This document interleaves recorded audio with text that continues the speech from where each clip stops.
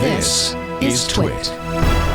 The top story on Tech Meme is a rumor, but I'm going with it, that the Apple will do a foldable iPhone, not next year, but the year after.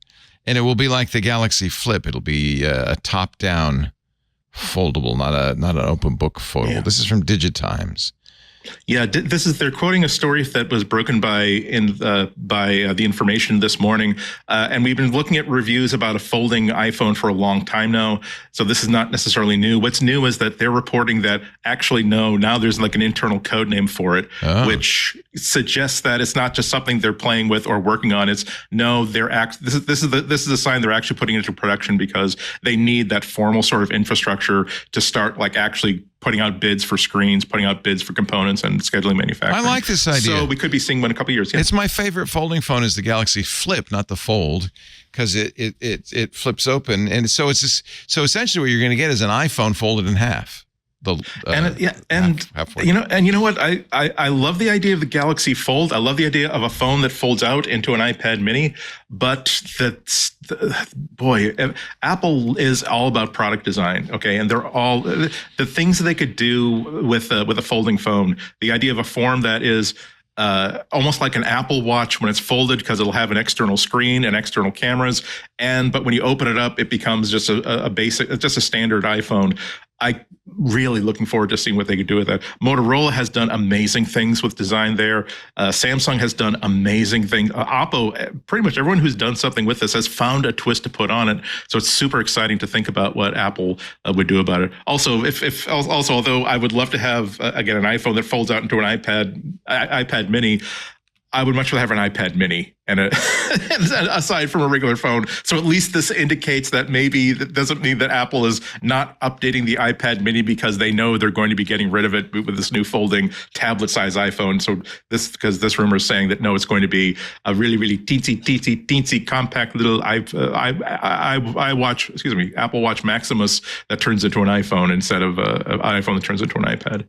Let's give the Information credit, because this comes from Wayne Ma and Chianer Liu, who work for the Information, as well as Digitimes, I guess.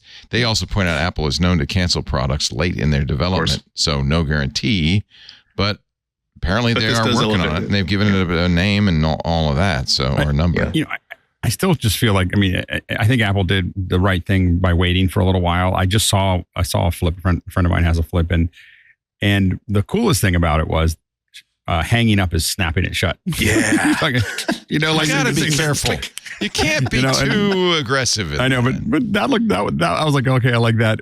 But the problem is I could immediately see the fold, and that would drive me absolutely crazy. Like, just to have a fold and this, like, have this little lighter little part in the middle. Yeah. I was like, I don't think I can do that. So it'll be interesting to see. I do like the idea that it's closed and it's smaller and everything else, but I already have mine in a case and I have a thing. And I just was like, I don't know. It's the problem. I just haven't seen any of them that fold doesn't become something you can see all the time. I have the Flip 5 and I really like it. I had the Fold, one of the first folds, because I really wanted to see what these foldable screens would do. And I agree with you. The crease is noticeable. But more than that, what bugs me more than that is the texture of a foldable screen. Is we're used to this nice glass. Yeah. And I don't put a screen cover on my phone, so maybe other people are. But the way Samsung does it, it's actually there's a protective layer on top, which you could peel off. Yeah. I did on my Fold, and that was a mistake.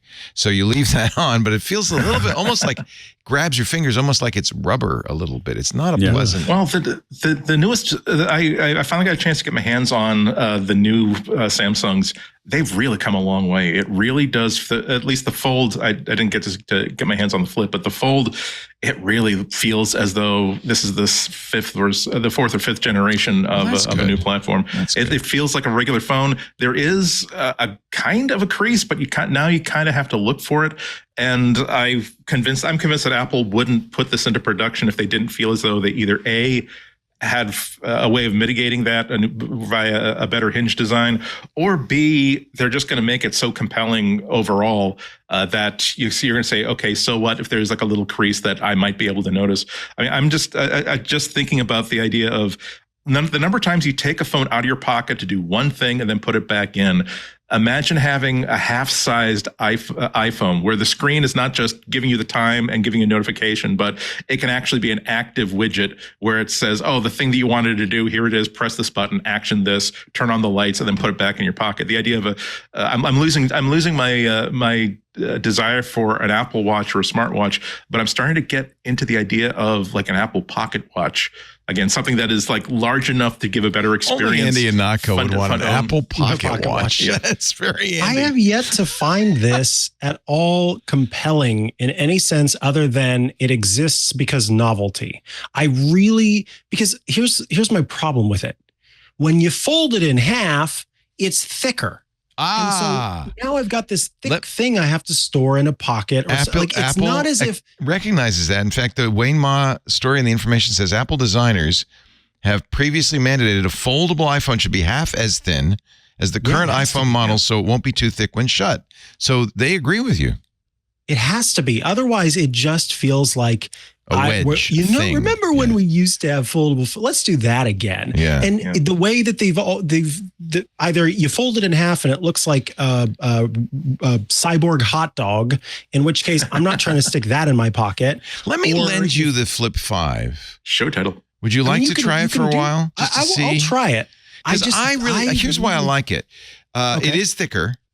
Not as thick as the Fold. The Fold's really thick, but it's thicker. But it's like a pocket square. It could fit. It fits like in your shirt pocket. It's very convenient form factor. And I think really, so I think there's two markets for foldables. One, people who want an iPad size screen on a phone, but that thing is really big if you play with it.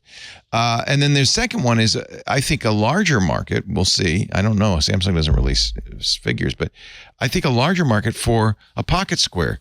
People who want to put it in their purses, or they just don't want. This is kind of a clunky thing to be carrying around, and I think it's very elegant. And if you could make it so, apparently, according to the information, the next generation iPhone, the 16. Which will not be foldable. Well, it will be, but only once. Is going to be so thin. In fact, they say the iPhone 16 models will also use a larger graphite sheet inside the chassis to address overheating issues. And they're going to make it extremely thin as a step toward the folding phone, which will be, thin when you unfold it. So I think there's a market for it. I want you to try it just to see. Because until you carry it around for a while.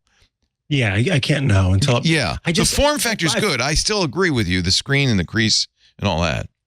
Yeah, Apple's I just addressing the think crease that too, apparently. The only way to gain access to what I really want to do seems to be a fold away. So why even put the fold in the way of me getting it? This is the other thing. There's a screen on the outside of it. Yeah, but can I do everything on there that I can do when it's unfolded? But you can do a lot of things. Yeah, but think about the thing you take a phone to do this one thing, like to check, hey, how far away is my Uber right now? Yeah, and I can do that right now with this watch notification or with this phone. Yeah, I can look at my. But look how big it is. Like even I love my phone, but I got to one of the things I got on Prime Day was a new pair of shorts, and I didn't know when I bought it, but it has actually a side pocket that's exactly the right size for a phone, and it's great. It's perfect. It's like such the natural place to put it. But the fact that there is such a need for trying to figure out what the hell to do with this big sheet of glass that we carry around everywhere, that they are manufacturing pants with phone cargo built into it. That indicates that maybe there is at least an opportunity for an option where let's have one that actually disappears in your pocket when you're not using it, when you're not needing it. And we haven't even talked about I'm so dazzled by the idea of a transforming object. The idea that when you want it to be a phone with a big screen device, it can be a phone with a big screen device. When you want it to be something that is like a little like easel, a little like a camera that's on your desk that has a camera, and you're doing like a quick chat with somebody, it is this simple gadget on your desk. When it really is just something you want to stand on your desk to just tell you what time it is or keep an eye on your schedule. It's that. Look at this, Mikah. Look at this. It comes in green. What do you say? Get it. Okay, now what do you say? Sold. So see this screen on here? I mean, there really is. And there's one other thing you can do. Apple Watch does that. No. There's one other thing you're going to like that it can wear do. An Apple Watch. You don't get to. This is really cool. Wear like a really cool like Casio, like a Casio like this. Isn't this fun? You want me to answer that honestly? No. This screen like this, you can use, to do your TikToks. Oh, but I can prop up my iPhone and do that. No, but you don't need to prop it up. See, it stands up all by itself. I think this I don't know why is for people. I don't know why I'm trying to sell it to you. Toys growing up. This is for people who don't have an Apple Watch, which is fine. I'm not convinced that it's anything more than some sort of nostalgia novelty play. I think I'm with Andy that I see all these things that I could do with it, and when I saw the flip, I thought, oh, that looks really cool. But as soon as I see that crease, my mind went, no. Like I can't, like it'll bother every time I open it. Like I can't even deal with scratches. Like, so, so every time I open it, it would just be like, oh. Okay. Two things stand in the way, according to Wayne Ma, again, the information of the foldable phone. Apple's engineers have struggled for years to overcome the technical challenges of building such a device, such as eliminating the crease that forms in the middle of the display after repeated folds. The company may have resolved the issue. We'll see. It's just hard. Like even for Apple, I just find like my mind cannot see how they will get rid of the crease to the level that I think I'm happy with it. Like I just can't. I can't get my head around that process. No, I see that. I don't think that this is going to. I mean, we've had foldable phones for like 5 years now. If the public was going to be transformed into, we want this to be the default form factor for phones, it definitely would have happened, and Apple would have been on this like years earlier. But I think there's room for it within the portfolio of shapes and forms that computers exist in. I really don't. I respect your opinion, absolutely, but I don't think it's nostalgia. I don't think it's a trick phone. I think it is a form factor that has a lot of merit. That once we get a couple million out there, once we get an Apple fans who are buying it because they like Apple design and they start to embrace it, then we'll start to see exactly how good this thing can be. I got to say that I'm at this point, I'm way more optimistic about the future of a foldable iPhone than I am about the Vision Pro. The Vision Pro, to me, at least at this stage, seems like, okay, you built a 3D video viewer and virtual screen maker for $3,500 that runs iPad apps. Well done. I don't think that anybody has a real need for that unless you really like to be Gadget Joe, but I'm glad that you made it. I'm glad that the people who have them enjoy it. So I think that we're on the opposite sides of that kind of argument. I like the idea of foldables. I think the one thing that would drive it is if you suddenly see a lot of teenagers using flip phones. Like that's like right. Apple, I think Apple's quite happy with its market share there, and it would probably keep on adjusting to maintain that market share. Sure. It certainly showed that you had the latest. Oh, mine folds, yours doesn't. I've got the latest. Yeah. But I mean, there's parts of, I like almost everything about the flip phone except for the crease. Like everything about it, the idea of being able to flip it, the putting it up. I mean, I've only seen 2 in person in the wild. And in both times I was like, oh, this is really cool. And then I opened it and saw the crease. And I was like, oh, man, crazy. But I think if you didn't care about the crease, I think that there are many, many features about that are great.